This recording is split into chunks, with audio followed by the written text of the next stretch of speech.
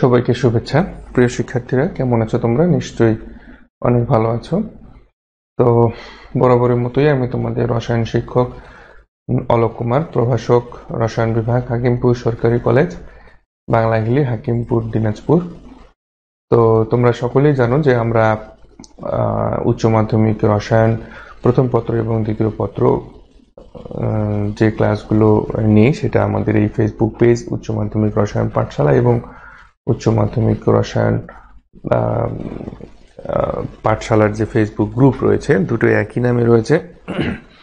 এই পেজ এবং Facebook group থেকে আমরা আমাদের এই উচ্চ মাধ্যমিক রসায়নের প্রথম পত্র এবং দ্বিতীয় পত্রের যে ক্লাসগুলো সেগুলো নিয়ে যাচ্ছি অলরেডি। এবং ইতিপূর্বে আমরা ক্লাসগুলো সপ্তাহে প্রতিদিনই নিয়েছিলাম আমি।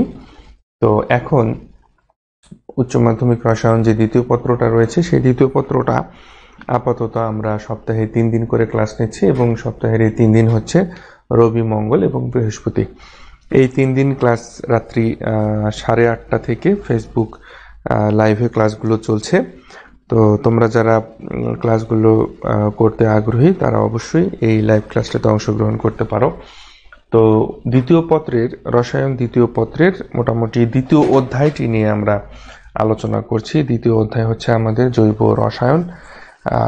আজকের টপিকস তোমরা টাইটেলে অলরেডি দেখতে পাচ্ছ যে অ্যারোমেটিক যৌগের যে শ্রেণী বিভাগ রয়েছে অর্থাৎ ক্লাসিফিকেশন, এই ক্লাসিফিকেশন এবং এর সাথে আমরা বিভিন্ন প্রকার জৈব যৌগের যে বিক্রিয়াগুলো রয়েছে সেই বিক্রিয়াগুলো নিয়ে ধাপে ধাপে আলোচনা করব। তোমরা একটা বিষয় জেনে থাকবে, সেটা হচ্ছে যে আমি সাধারণত চেষ্টা করে যাচ্ছি যে একেবারে বই থেকে তোমাদের সিলেবাসের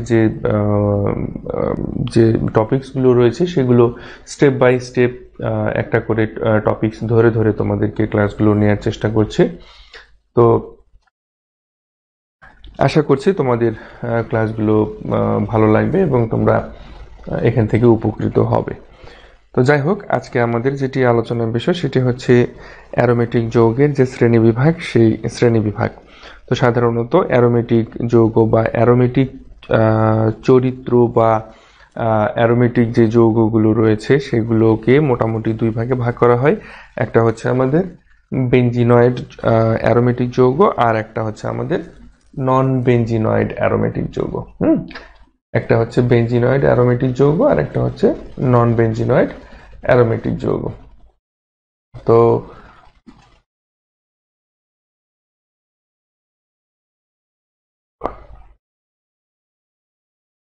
আচ্ছা, 1 নম্বর এখন আমরা যেটি জানবো সেটি হচ্ছে আমাদের বেঞ্জিনয়েড অ্যারোমেটিক যৌগ।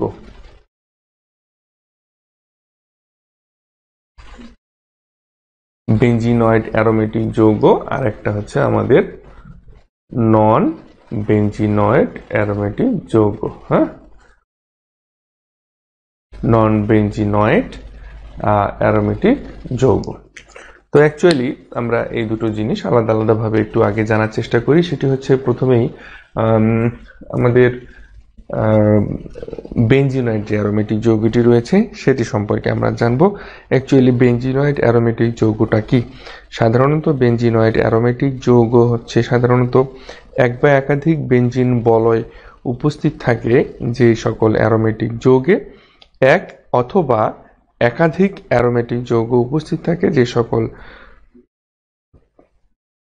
যৌগে, সেগুলোকে আমরা বলতে পারি, খুব সহজভাবে যদি বলি তাহলে বলতে পারবো সেগুলোকে আমরা বেঞ্জিনয়েড অ্যারোমেটিক যৌগ বলবো। যেমন আমরা বেঞ্জিন, তারপরে আমরা বলতে পারি যেমন এটা হচ্ছে আমাদের কি টলুইন, তাই না? তারপরে একাধিক যদি আমরা বেঞ্জিন বলয়ের কথা বলি তাহলে এটা হচ্ছে আমাদের কি ন্যাপথালিন, তাই না? আচ্ছা, তো এই যে তাহলে আমরা খুব স্পষ্টভাবে জানতে পারলাম যে বেঞ্জিনয়েড যে অ্যারোমেটিক যৌগটা রয়েছে সেটি এক বা একাধিক বেঞ্জিন বলয় যুক্ত যে যৌগ সেগুলোকে আমরা বলতে পারি বেঞ্জিনয়েড অ্যারোমেটিক যৌগ। ঠিক আছে? আচ্ছা, এখন আর আরো এক্সাম্পল হতে পারে, সেটা তোমরা সকলেই জানো। এবং এখন আমরা জানবো যে নন বেঞ্জিনয়েড অ্যারোমেটিক যৌগটা কি। নন বেঞ্জিনয়েড অ্যারোমেটিক যৌগটা কি? তো এই নন বেঞ্জিনয়েড অ্যারোমেটিক যৌগটা হচ্ছে সে সকল যৌগ যাদের অণুতে বেঞ্জিন বলয় অনুপস্থিত থাকা সত্ত্বেও তারা অ্যারোমেটিক ধর্ম প্রদর্শনে সক্ষম। যাদের অণুতে বেঞ্জিন বলয় অনুপস্থিত থাকে এবং বেঞ্জিন বলয় অনুপস্থিত থাকা সত্ত্বেও তারা কি অ্যারোমেটিক ধর্ম প্রদর্শনে সক্ষম, সেগুলোকে আমরা বলতে পারি নন বেঞ্জিনয়েড অ্যারোমেটিক যৌগ। আমরা এক্সাম্পল দেখি, এক্সাম্পল দেখলে সেটি আমরা আরো স্পষ্ট হয়ে যাব। যেমন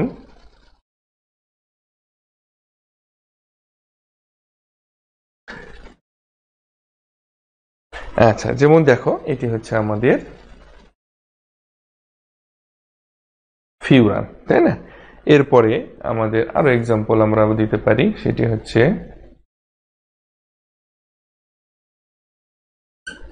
আচ্ছা এটি হচ্ছে আমাদের পাইরোল।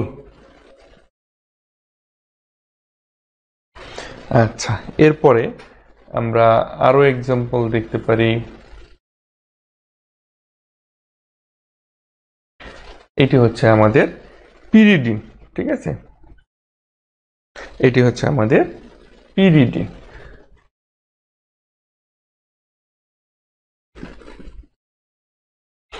আচ্ছা, এখন দেখো এখানে আমরা খুব সহজভাবে বলতে পারি সেটি হচ্ছে যে আমাদের যে নন বেঞ্জিনয়েড অ্যারোমেটিক যৌগ এগুলো। আর একটা বিষয় আমাদেরকে জানতে হবে, সেটি হচ্ছে অ্যান্টি অ্যারোমেটিক যৌগ। তো অ্যান্টি অ্যারোমেটিক যৌগটা কি? সাধারণত কোনো যৌগের অণুতে 4n সংখ্যক পাই ইলেকট্রন, যেটা আমরা অ্যাকচুয়ালি হ্যাকেল তত্ত্ব বা হ্যাকেল নীতিতে আমরা রয়েছে সেটি আমরা জানি। তো এই যে 4n+2 অর্থাৎ 4n+2 সংখ্যক পাই ইলেকট্রন যেটার মধ্যে বিদ্যমান থাকে এবং অবিচ্ছিন্ন পি অরবিটাল কি থাকে, সমতলীয় বলয় উপস্থিত থাকলে যৌগটিকে আমরা বলতে পারবো অ্যান্টি অ্যারোমেটিক যৌগ। সুতরাং যে সকল যৌগের অণুতে উপস্থিত সমতলীয় 4টি এন আমাদের কি থাকবে, এন এর মান যদি 1 হয় তাহলে 4টি এন এর মান যদি 2 হয় তাহলে 12টি এন এর মান 3 ইত্যাদি ইত্যাদি যদি হয়, তাহলে আমরা এই যে পাই ইলেকট্রনটা থাকবে সেগুলোকে আমরা অ্যান্টি অ্যারোমেটিক যৌগ রূপে বলতে পারবো। এখন এর এক্সাম্পল আমরা কি দিতে পারি? এর এক্সাম্পল হচ্ছে আমাদের দেখো